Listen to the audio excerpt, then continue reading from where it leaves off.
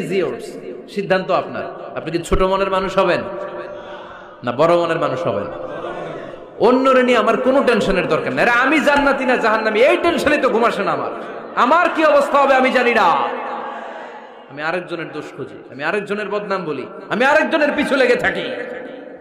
খবরদার, বিশ্বাসী বলে যারা দাবি করে তারা কখনো অন্যের পিছু লাগতে পারে। খেয়াল রাখবেন, কেউ যদি পিছু লেগে থাকে ও আজীবন পিছেই থাকবে। পিছু লাগা মানে কি? ও সামনে না আমি সামনে?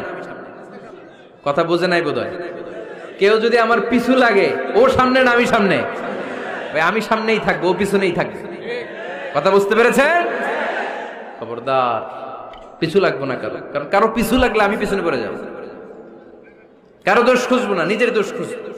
আমার কি সমস্যা, আমার কি ইমপ্রুভ করা দরকার, আমার কি ডেভেলপ করা দরকার, আমি নিজেকে কিভাবে সাজাতে পারি, এই নিয়ে থাকবে আমার টেনশন। আল্লাহর দেয়া আমাদের